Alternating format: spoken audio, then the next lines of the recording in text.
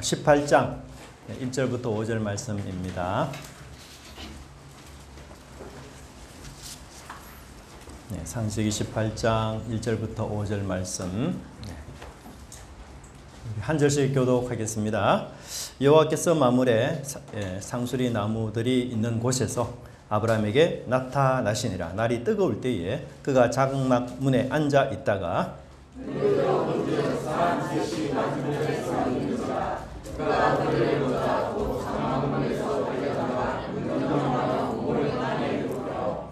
이르되 내 주여 내가 주께 은혜를 입었사오면 원하건대 종을 떠나 지나가지 마시옵고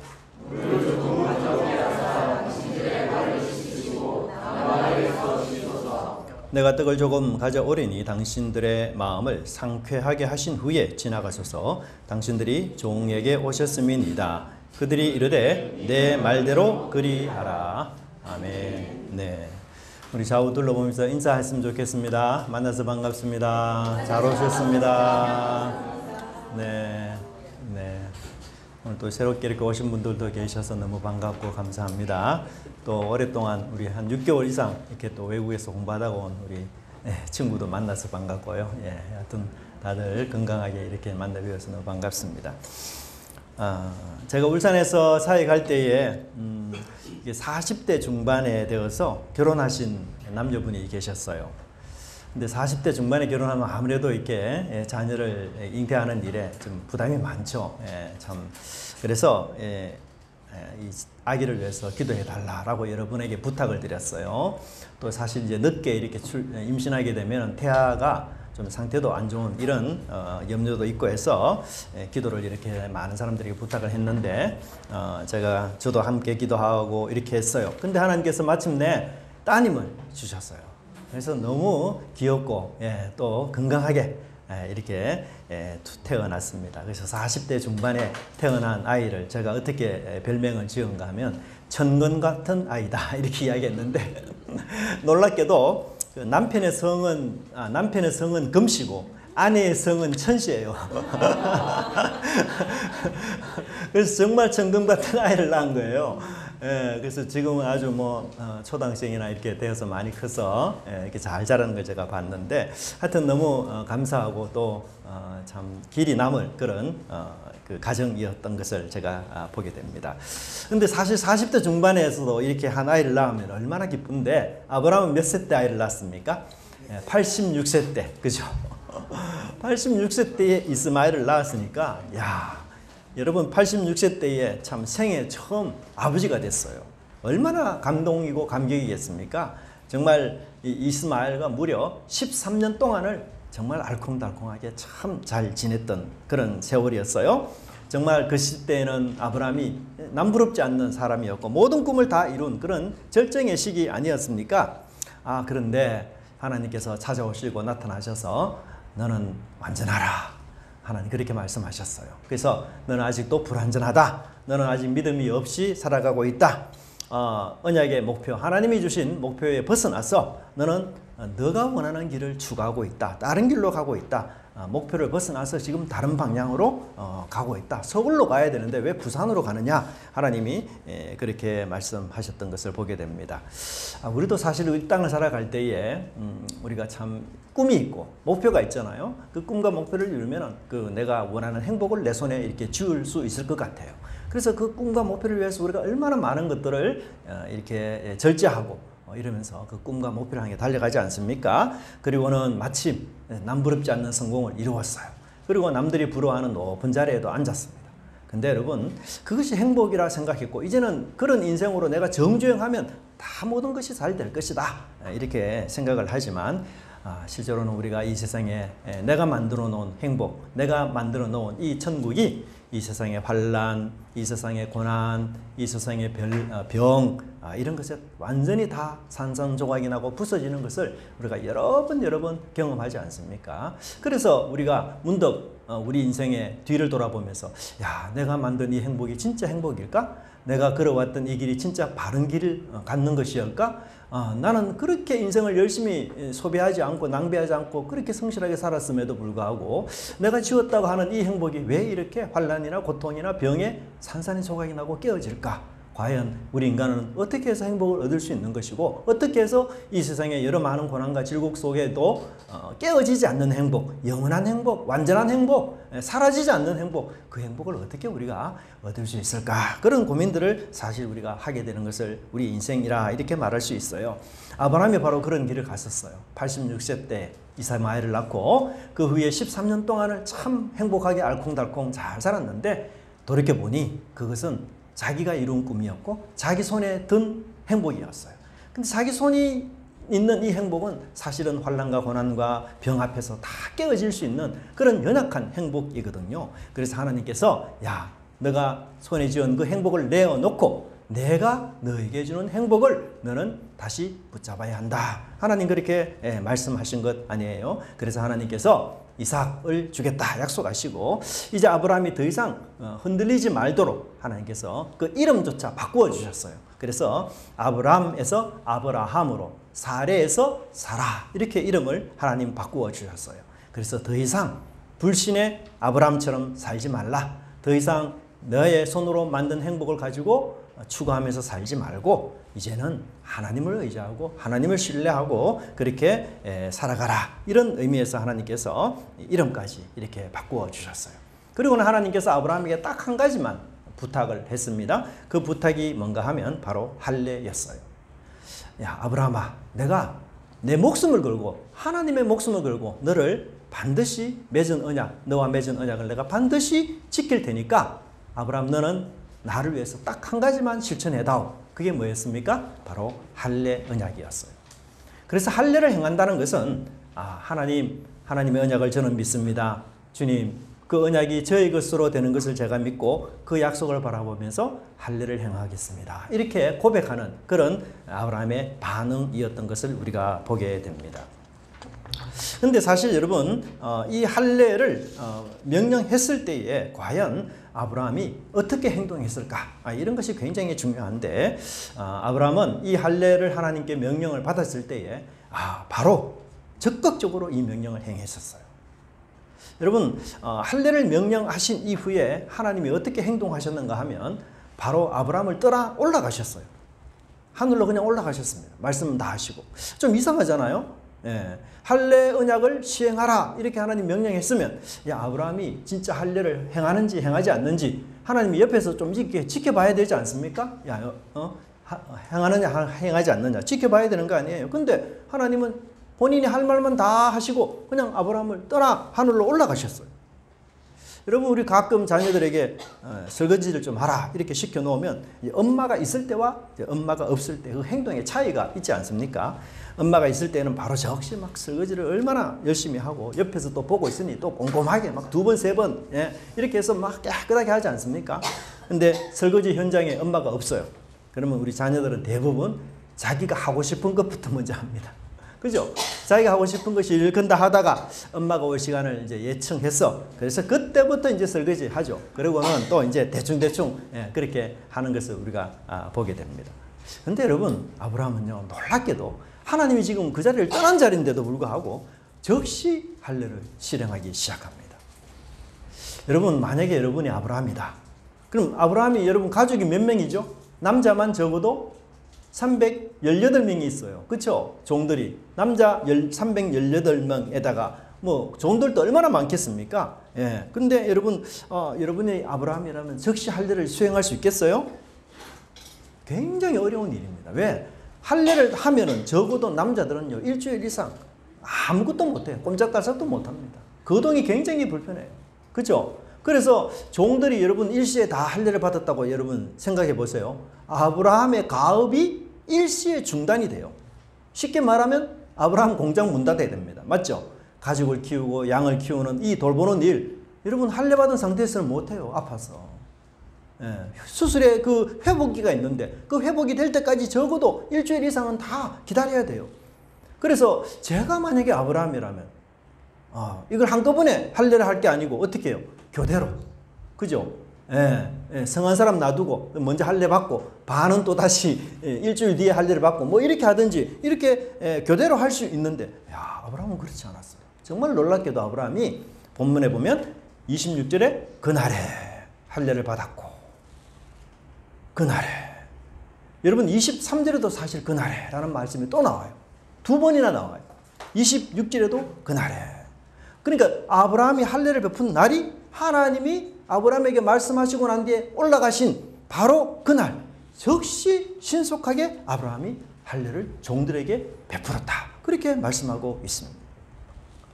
여러분 종들까지 몽땅 다 할례를 받는다. 그러면 여러분 가축 돌보는 일은요. 이게 가축 돌보는 일이 여러분 하루 빠지면 안 되잖아요.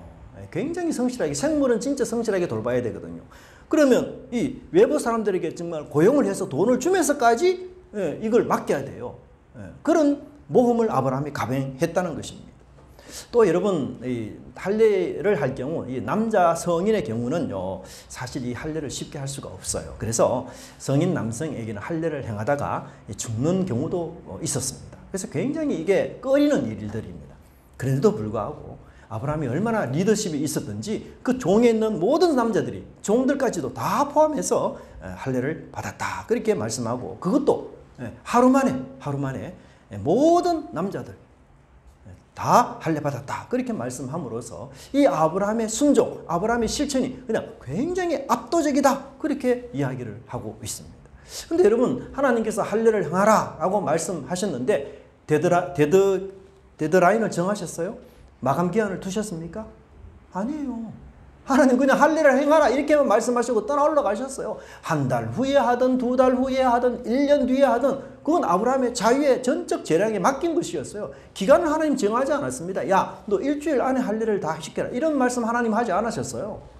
그냥 할례를 행하라. 그렇게 말씀하고 하나님 올라가셨습니다. 그러니 할례를 행할 때 아브라함이 일주일 만에 할 수도 있고 한 달을 걸려서 할 수도 있고 이거 한꺼번에 하면 좀 어려운 일이 있으니까 우리가 순차적으로 이렇게 시간이 지나더라도 순차적으로 하자.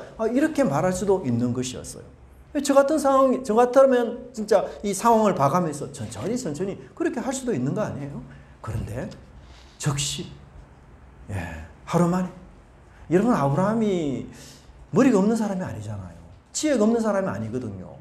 즉시 하루 만에 318명이나 되는 많은 종들을 한다면 이 가압이 어떻게 될지 다 아는 사람이에요. 그런데도 불구하고 그런 손실들을 무릅쓰면서까지 하나님의 할례 언약에 적극적으로 그렇게 즉시 순종했던 것을 우리가 보게 됩니다. 그럼 우리가 질문을 여기서 던질 수 있죠. 야, 그렇다면 아브라함이 왜 그렇게 이 할례 언약에 대해서 이렇게 적극적이었을까? 아브라함이 이렇게까지 적극적으로 이 할례 언약을 맺으려고 했던 그 마음에는 도대체 어떤 생각이 있었기 때문에 아브라함이 이렇게 하나님이 말씀하시는 할례 언약에 적극적이었을까?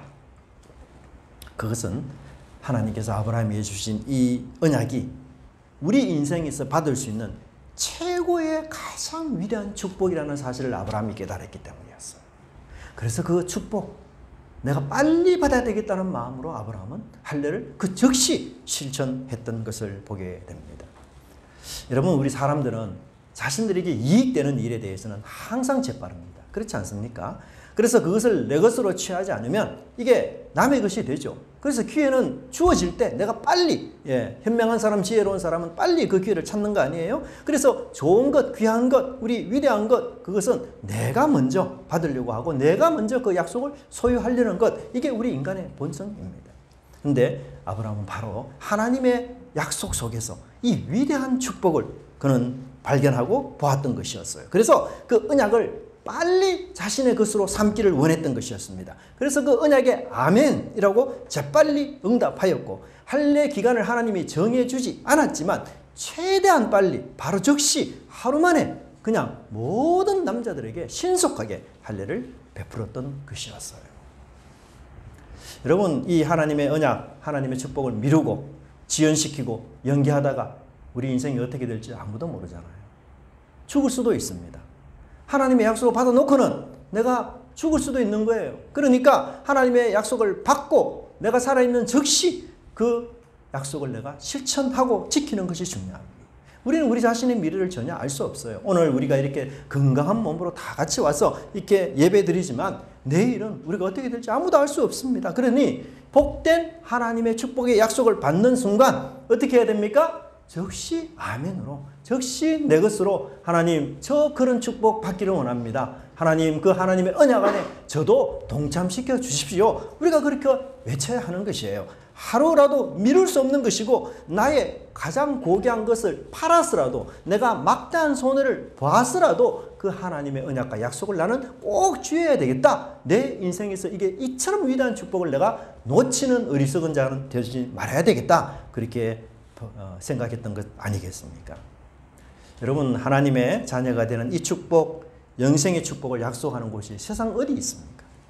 더군다나 전능하신 하나님께서 내 인생 보살펴 주시고 또 길을 만들어 주시고 또 치유와 회복을 주시고 죄사함의 은혜와 은총을 주시겠다 약속하신 이 약속을 과연 누가 어디에서 선포하고 있습니까?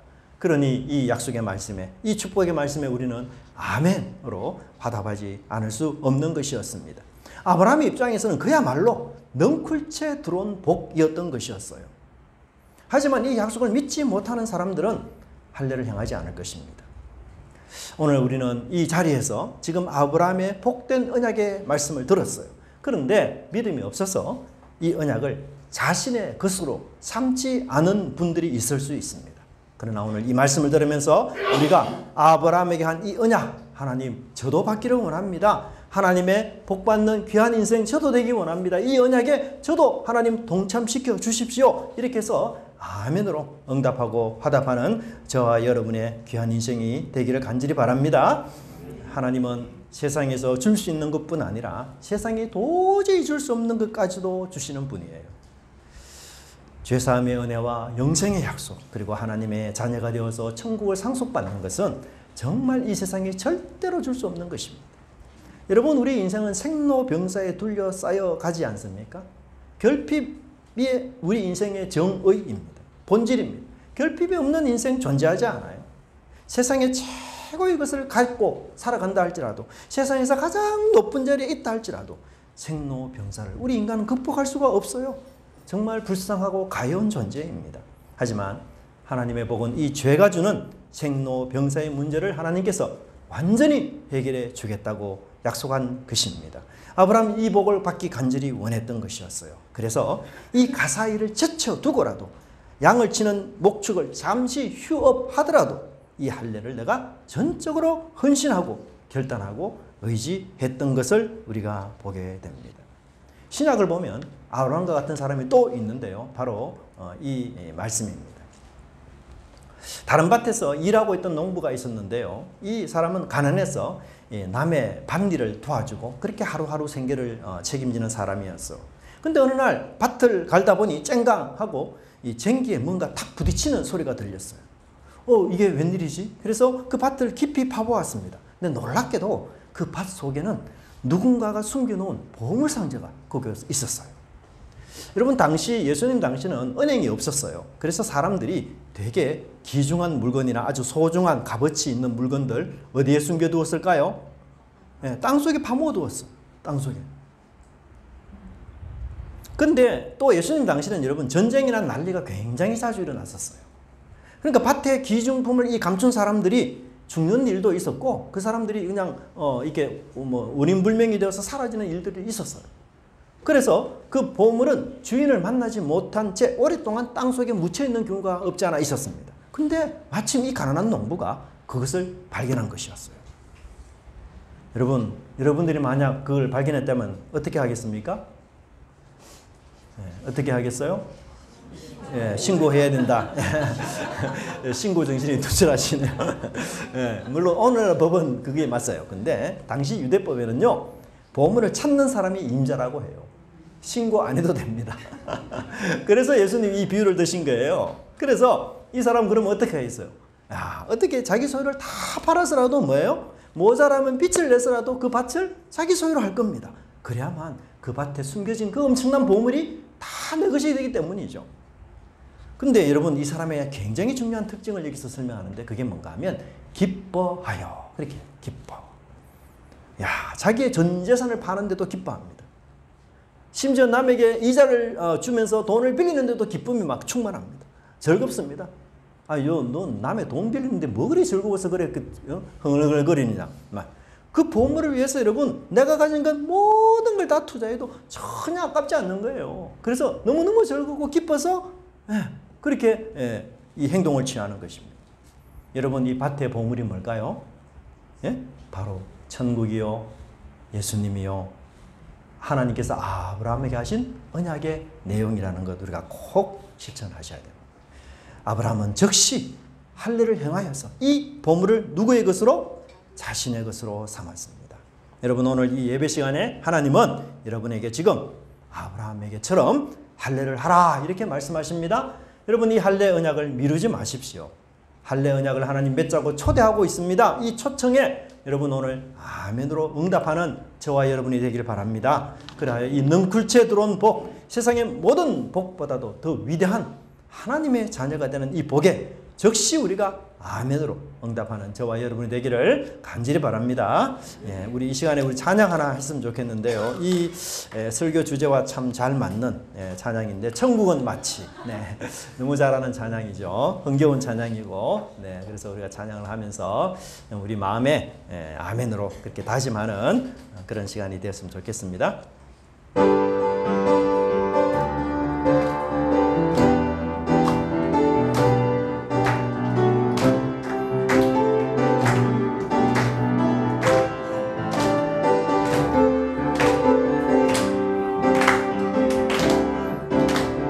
천국은 마치 밭에 감추인 보화, 땅속에 묻힌 아무도 모르는 보석.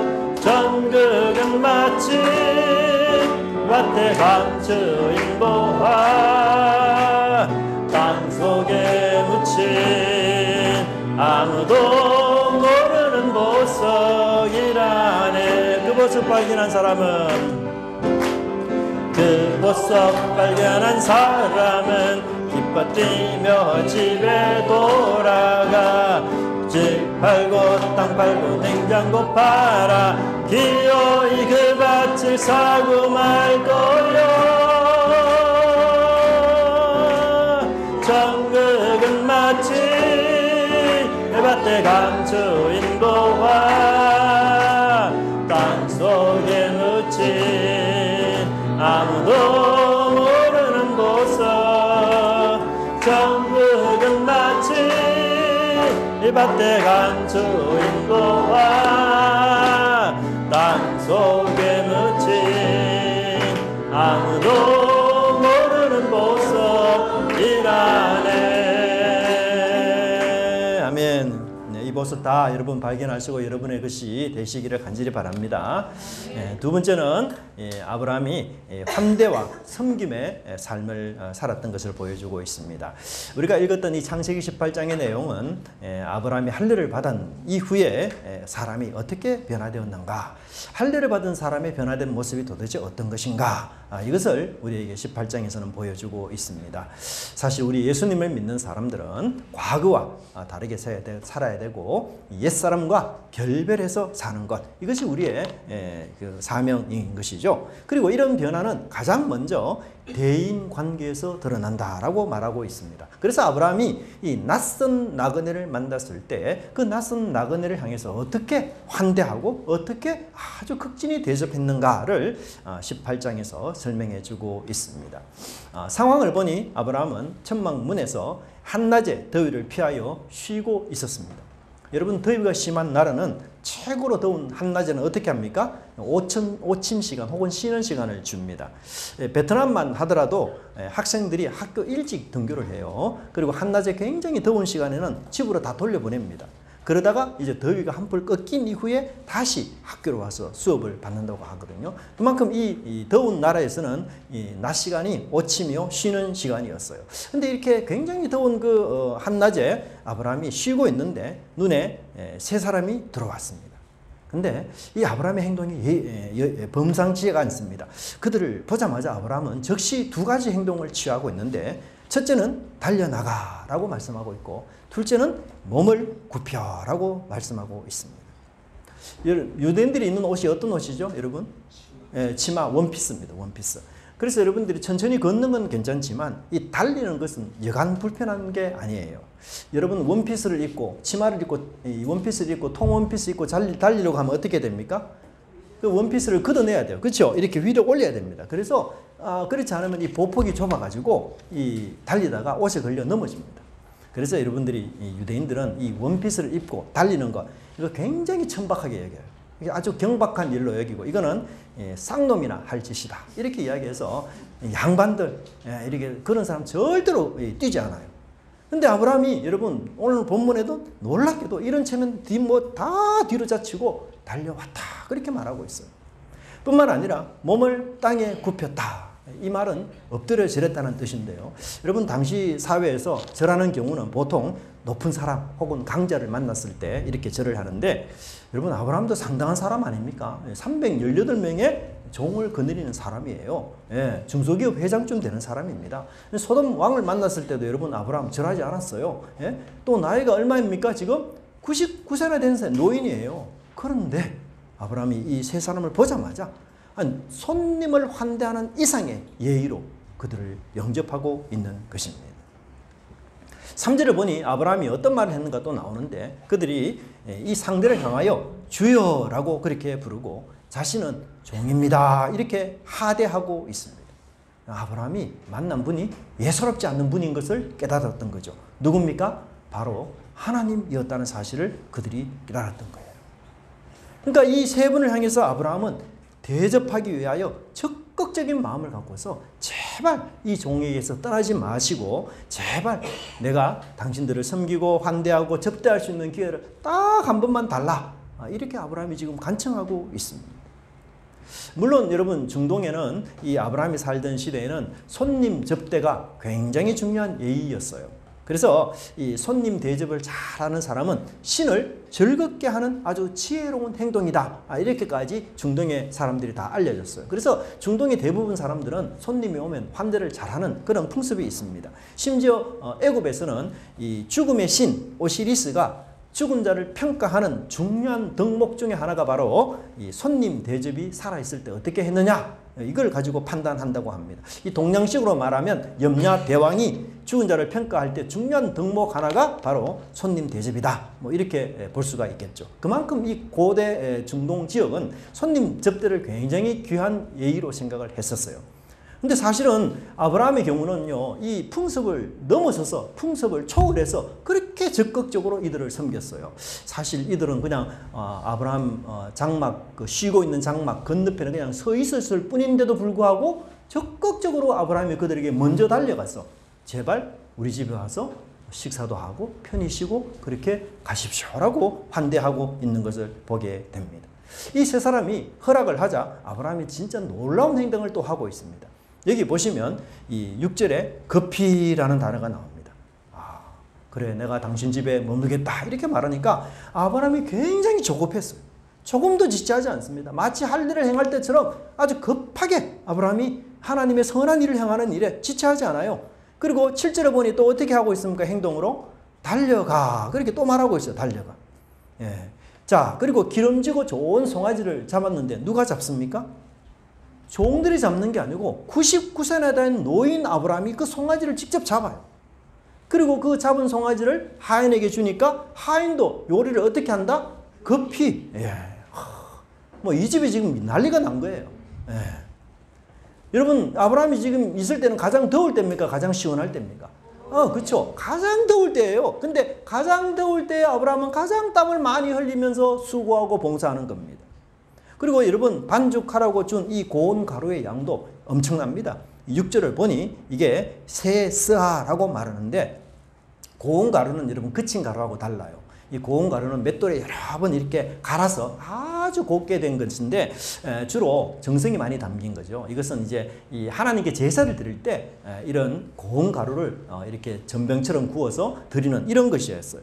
그리고 양질의 아주 고급의 가루라는 거죠. 근데 이 세스아가 여러분 한 몇 킬로 정도 되는 양인가 하면 24kg 정도 되는 양입니다. 여러분 밀가루 24kg.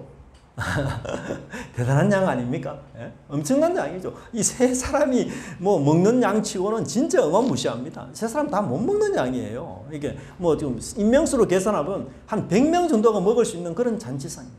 그러니까 아브라함은 지금 이 준비한 잔치상이 그야말로 최상의 재료로 최고의 마음을 다해서 접대한 그런 상이었던 것을 알고 있어요. 또 이 세 사람이 음식을 먹는 중에 여러분 아브라함이 어떤 자세를 취하고 있습니까? 보통 우리가 아브라함은 그 집의 주인이잖아요. 그러니까 세 사람과 함께 앉아서 먹을 수 있잖아요. 그런데 그게 아니에요. 아브라함은 그 옆에 서서 옆에 서서 이 웨이터로 봉사하고 있어요. 서빙하고 있습니다. 네. 나무 아래 모셔 섬에 그들이 먹으니라. 여러분 하인이 많잖아요 아브라함에게. 그래서 하인 보러 야 너 저희 세 분 좀 잘 접대해라 이렇게 말할 수도 있는데 그게 아니고 직접 자신이 웨이터가 되어서 세 사람의 식사 시중을 아브라함이 친히 들고 있었던 것이었습니다. 이건 뭘 이야기합니까? 아브라함의 집에 지금 일생일대에 최고로 대단한 손님이 왔다라는 사실을 알려주고 있는 거 아니에요? 그래서 아브라함은 자신의 집으로 이 찾아오신 하나님을 최선을 다해서 섬기고 있습니다. 그분을 섬기는 게 여러분 손해나 마이너스가 아니라 오히려 뭐라? 특권이라는 것을 그는 알았던 것이었어요. 그래서 그는 할 수 있는 한 최선을 다해서 하나님을 접대하고 대접하는 일에 온전히 헌신했던 것을 보게 됩니다. 이는 아브라함이 하나님을 얼마나 귀한 분으로 생각했는지 그 마음과 생각을 우리는 이 잔치상에서 다 읽을 수 있는 것입니다. 여러분 한때 미국의 버락 오바마 대통령이 베트남의 한 쌀국수 집을 방문했던 거 잘 아시죠? 예. 이곳에서 대통령이 이 미국 대통령이 분짜를 먹었습니다. 분짜 맛있습니다. 한번 가서 먹어보십시오. 이제 먹고 난 뒤에 이 카드로 이 대통령이 계산을 하려고 했는데 식당 주인이 이렇게 말했답니다. 아유, 대통령 오신 것 우리 집에 온 손님처럼 제가 그렇게 접대하고 싶다. 그래서 계산 안 하셔도 된다. 이렇게 정중히 사양을 했었어요. 여러분 사실 버락 오바마 대통령이 그 자기 집에 오는 건 특권이잖아요. 영광이죠. 그런 분에게 어떻게 우리가 돈을 받겠어요. 그리고 이분이 그 버락 오바마 대통령이 지나간 이후에 그 식사 자리를 이렇게 보존을 해요. 아무도 못 앉아. 아무도 못. 이건 길이 대대로 자손 대대로 물려줄 영광이야. 그렇죠? 그러니까 식기하고 식탁 의자들 다 그대로 그냥 이렇게 보관을 다 해놨어요. 아무도 못하게. 야, 여러분 미국 대통령이 다녀간 식당도 참 얼마나 그 영광스러워하고 얼마나 그걸 자랑스러워합니까? 근데 하나님은 정말 너무너무 위대한 분 아니에요? 우리 죄인과 어울릴 수 없는 분이에요. 너무너무 거룩하고 너무너무 정결한 분이세요. 근데 그 하나님께서 아브라함 근처 집에 왔다는 것, 이것은 아브라함이 그 하나님을 영접하고 환대하는 것은 여러분 인간이 가진 어떤 것이죠? 가장 위대한 영광과 가장 위대한 특권이라는 것을 성경은 우리에게 말해주고 있습니다. 이 놀라운 사건에 대해서 히브리 저자는 이렇게 말해주고 있습니다. 손님 대접하기를 잊지 말라. 이로써 부지 중에 천사들을 대접한 이들도 있었느니라. 이 부지 중에 천사들을 대접한 이들 중에는 아브라함도 포함이 되고 심지어 롯도 포함이 되는 것입니다. 세 사람 중 한 분은 하나님이셨고 두 사람은 보통 천사였던 것을 우리가 보게 됩니다. 여러분 이 무슨 말을 지금 하고자 하는가 하면 아브라함이 나그네를 환대하고 영접하는 일에는 뭐예요? 어떤가는 사람이었다. 그렇게 성경은 말씀해주고 있어요. 자신의 집에 찾아오는 사람을 자신보다 더 높은 사람으로 존귀한 사람으로 여기고 최선을 다해 그분을 섬기는 것, 이게 바로 아브라함이었는데 이런 아브라함의 행동은 바로 할례를 받은 사람의 멋진 모습이었다는 사실을 우리에게 이야기하고 있습니다. 여러분 우리가 할례를 받은 사람, 예수 그리스도를 믿게 된 사람 어떻게 대인관계를 맺으면서 살아가야 될까요? 자기 중심의 그 이기적인 생활은 포피를 자르듯이 그냥 잘라내버리고 내 재산이 축인하고 내 이마에 구슬땀이 흘러도 남의 화를 씻겨주고 사람의 마음을 시원하게 해주며 도와주고 즐겁게 섬기는 것. 이게 특권이다. 이게 영광이다. 그렇게 생각하는 것이 바로 할례받은 사람의 남을 섬기는 중요한 자세라는 것입니다. 여러분 섬김은 특권이요. 섬김은 영광이에요. 환대는 영광이고 특권입니다. 여러분 그건 의무를 넘어서서 하나님이 우리에게 주신 놀라운 축복의 도구가 되는 것이에요. 예수님 어떻게 사셨습니까? 예수님은 아브라함처럼 평생 섬기는 자로 사셨지 않습니까? 정말 크고 위대하신 그 예수님께서는 이 세상에 아주 지극히 작은 자들을 돌보는 일에 예수님은 전심전력을 다하셨어요.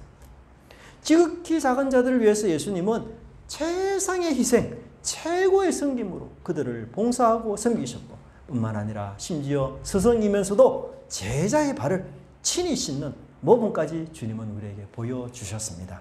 그리하여 내 형제 중에 지극히 작은 자에게 한 것이 곧 나에게 한 것이라. 예수님 그렇게 말씀하신 것을 우리는 반드시 기억해야 됩니다. 하나님은 때로는 우리에게 작은 자로 다가오셔요. 때로는 병든 이웃으로 우리에게 다가오시기도 하고, 가난하고 불우한 환경에 있는 사람으로 우리에게 다가오시기도 하고, 고독한 이웃으로 우리에게 다가오시기도 합니다. 그 모습을 보면서 내가 정말 이 작은 자를 지극히 큰 정성으로 주님처럼 섬기는지 하나님은 우리를 그것을 보기를 원하시는 것을 우리는 반드시 기억해야 할 것입니다. 여러분에게 송아지가 있건 아니면 뿅아리 한 마리밖에 없건 간에 내가 받은 이 복을 지극히 작은 자들과 나누며 섬기는 것, 이것이 바로 마음으로 할례받은 자의 삶이라는 것 꼭 기억하시고 하나님의 무한한 축복의 언약에 참여하는 우리 참된 백성이 되기를 간절히 바랍니다. 하나님의 말씀에 즉시 순종하는 우리 복된 성도님들 되시고, 가난하고 어려운 사람들 섬기는 것, 그것을 특권과 영광으로 알고 힘써 섬기는 우리 은혜가 넘치는 교회 성도님들 다 되시기를 간절히 바랍니다. 기도하겠습니다. 하나님 감사합니다. 아브라함이 하나님이 주시는 그 복과 은혜에 정말 능쿨째 들어온 그 복을 제대로 알고 하나님의 복에 적극적으로 반응하면서 정말 하루 만에 할례하기가 어려운 그런 상황을 다 여건을 물리치고 하루 만에 할례를 향하여 하나님의 언약 안에 그가 안전하게 들어가기를 심히 원했던 것 저희들이 살펴봅니다. 우리도 하나님의 놀라운 축복의 말씀 그냥 흘러 듣지 말고